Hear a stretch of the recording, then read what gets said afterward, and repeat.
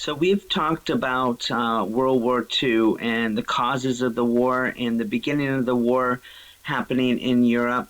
We talked about how the United States really stepped back and did not want to enter into another war, a big, huge world war. And so we stayed out of this war with isolationism kind of being the approach here until the attack on Pearl Harbor. When Japan attacked us, we talked about last week how we had no choice but to enter into the war. And so as many, many thousands and hundreds of thousands of men left the United States and went on to fight in Europe and in the Pacific, it left a lot of people at home wanting to help out the best that they can, and whether it would be women working in factories, whether it would be kids and families sacrificing so that the troops would have what they needed to win this war.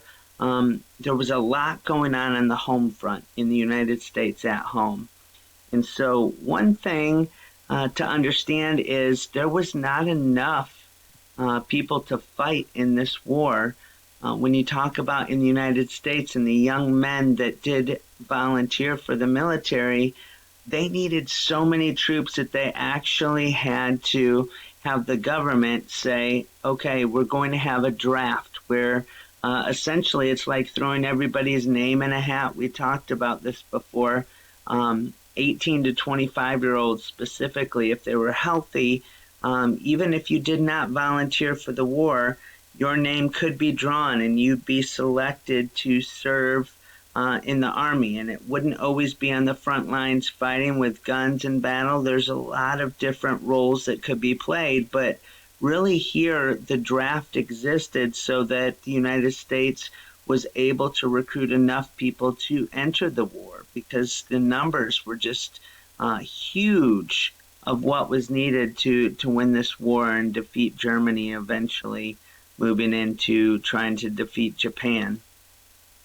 And so a huge role was played by women, as many of you have studied over the last week. Millions of men left their jobs to serve in the military.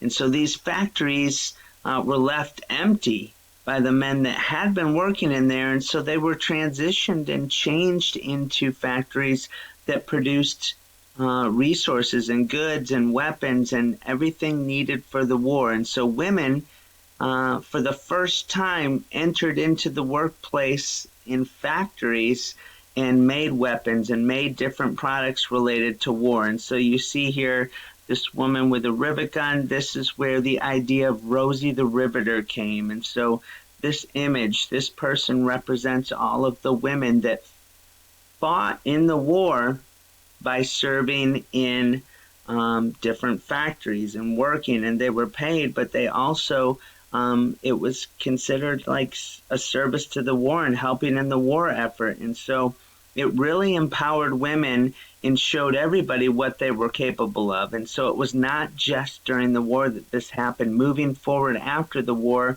women really had more opportunities to enter into the workforce. Another aspect of this at home is the idea of rationing.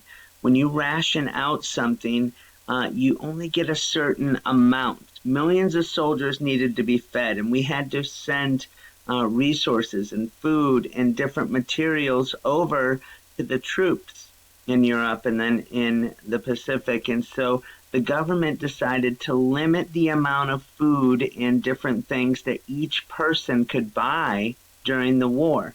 And so you actually had something called a ration book, or you had these rationing stamps for different things like meat, dairy, sugar, coffee, flour, anything that the government could send over to the troops. They were trying to limit what Americans used here at home.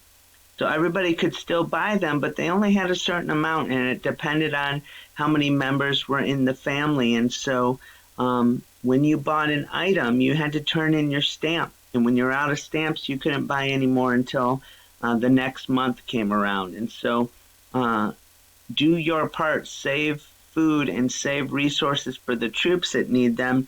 This was constantly these posters and propaganda we talked about and advertisements of how do your part and ration resources so that the troops could have it. Another part of the war that we're going to study later on is the Tuskegee Airmen. We did talk about how George Washington Carver actually came from the Tuskegee Institute in Alabama. Well, there was a lot of famous African Americans that came from there, but there was an Air Force here in Tuskegee where this was the first all-black, all-African American force of pilots that served in the war. And so really, it was not just pilots. Overall, more than 1 million African American men served during the military in different forms of the military in World War II. The Tuskegee Airmen we'll read about and talk about later on. They're amazing, not just because they were the first African American pilots as a group, but they were just amazing at their job. They, a lot of them played the role of flying along some larger planes and bombers, and they kind of were acting as protection. And so their job was to make sure the larger planes and bombers did not get shot down. And this group of men did not allow one plane to ever be shot down. They were perfect in all of their different roles that they played and all of their different missions. When they went up into the air, they never once had a plane shot down. So it was not just the color of their skin, but it was really how excellent they were at their job that got recognition. And a lot of people, there's a lot of books and resources about this. There's a brain pop that we'll check out, but really amazing during this time, the different groups that helped out. Another aspect that we're going to continue to study is this idea of the atomic bomb and where this started out. And so just as some background information, in Albert Einstein, a name that you likely have heard of before, he was actually Jewish, and he escaped Germany when Hitler came to power. And so he told President Roosevelt, Franklin Roosevelt, that it would be possible to build these extremely powerful bombs, a new type of bomb that could do devastating things.